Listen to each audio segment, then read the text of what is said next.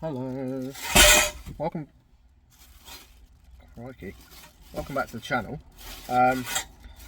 This one's a bit of an upgrade for the diesel heater. It's not really an upgrade, I think you should probably do it anyway. Yeah, welcome back to the channel. Bongo video, diesel heater video, all in one. I've ordered this online, offline, whatever, from the internet. And it is 2 meters of exhaust for the diesel heater, because the one that comes with it, lots of in this. There we go again. The exhaust that comes with it is like that long-ish, and there's another it comes out, and then just sort of like it's right next to the air intake for the actual van. So you've got to be a bit careful, really. Try and aim it away from the air intake for what you're pumping into the cab. So rather than trying to be careful and aim it away, we're going for a longer exhaust. So this one's a 2 meter jobby. Now this cost me, I have no idea, was it £6-7, something like that, from the Bay of E. Sorry about the sun behind me. There you go. Flexible exhaust. Now this isn't lagged. It is bent, however, by the looks of that. It's not lagged, because lagged was more expensive and it was going to take 2 weeks to get here wherever I looked online. So I thought, well, for the purpose of the video, we'll give the £6 eBay special a go, and then we can always get some lagged at a later date if we need it. Might not need it. I don't know what the main benefit is of having the lagged one. If you know, leave a comment below. I assume it's to keep the heat in the tube or in the exhaust and get it away.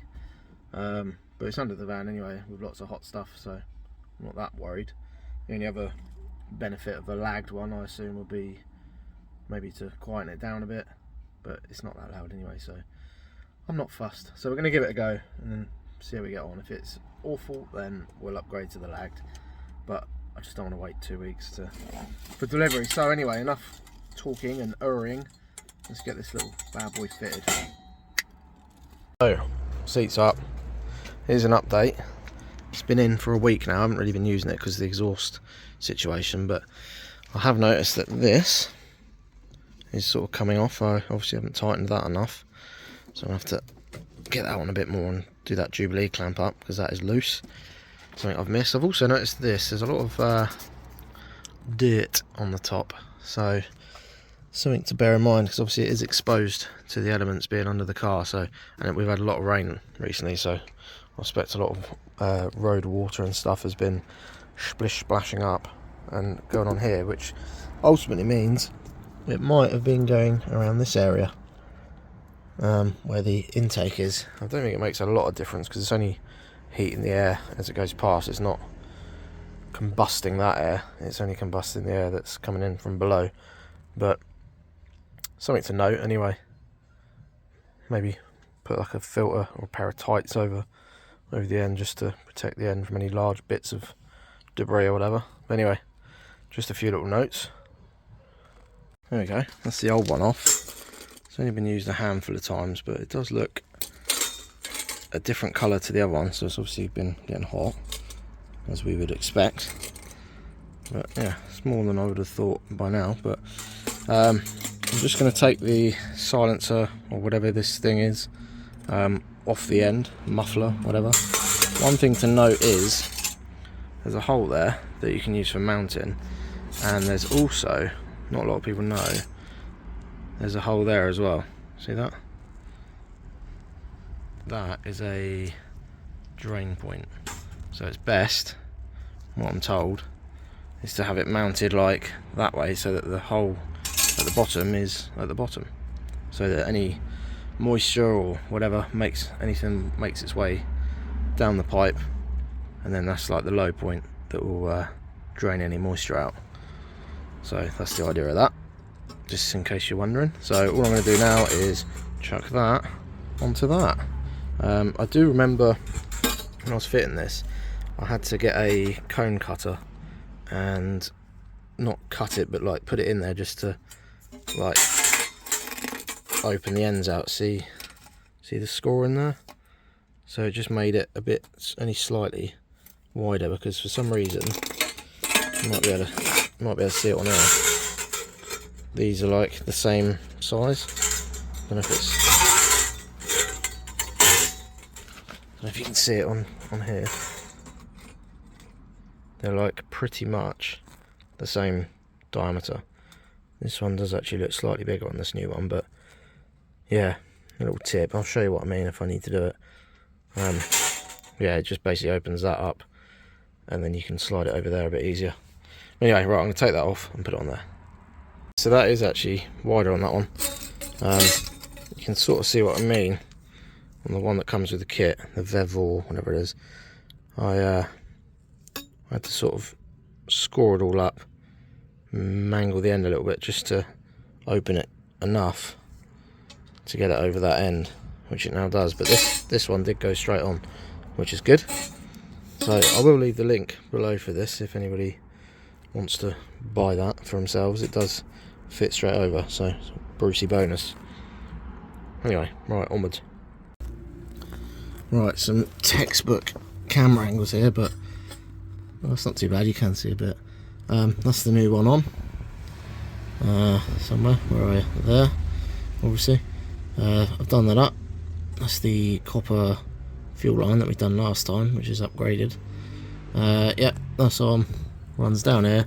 At the minute I've just sort of shot it over the engine mount bar thing, brace, whatever you call that thing, just to hold it off the floor while I go and do that side first.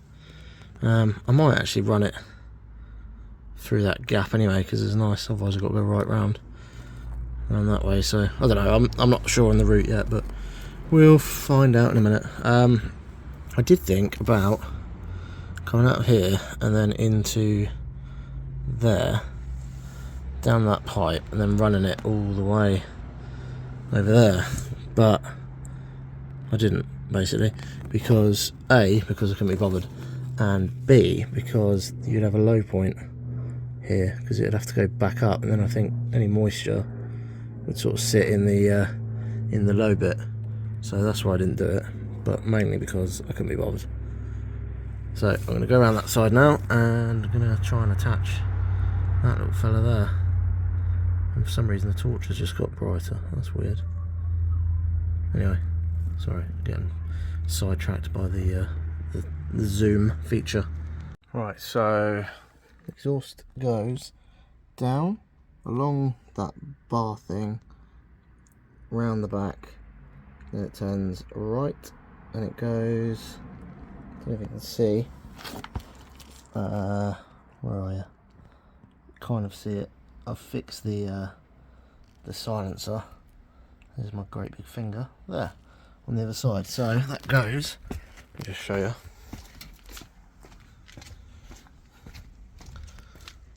That goes to there. So now all the exhaust is going to exit this side, away from the air intake, which is a lot better for obvious reasons.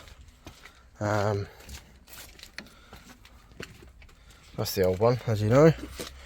Yeah, I'm going to start it up now and just make sure that it runs alright, because obviously it's a lot longer exhaust on it. So I don't know if you're supposed to have them that long, but soon find out. I suppose shouldn't make too much difference. It's an extra, what, metre and a half. So I'm going to start it up and see what happens. So wish me luck.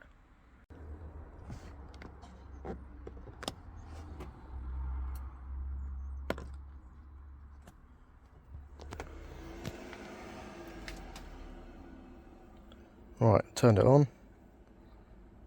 It's just ramping up now. So what we got?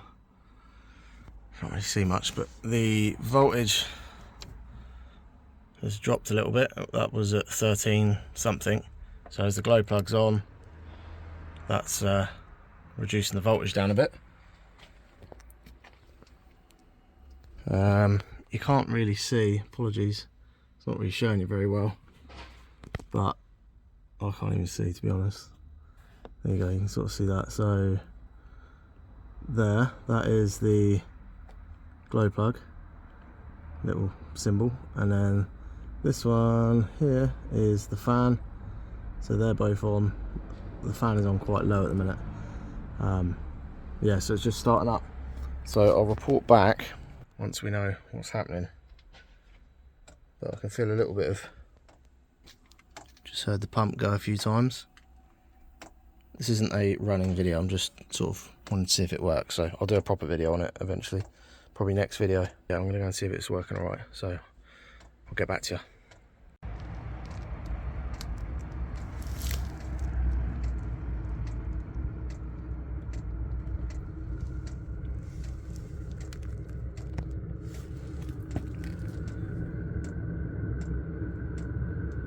Hopefully you can see that smoke that's coming out. Now, what I noticed on the original one was, and everyone says it, that when you start it up for the first time, it smokes like hell. Now, ever since the first start up, it hasn't smoked at all, but now I've put in the new exhaust, it started to smoke again, so I'm assuming there's like stuff lined in the exhaust, which caused it to smoke for the first run. So it seems to have stopped now by the looks of it, but yeah, nothing to be alarmed of, hopefully. The pump has kicked up a gear now, so it's really starting to get going. Fan's going pretty fast, and you still can't see anything there, which is good because it's so bright. But yeah, I'll catch you in a sec. It's a quick update.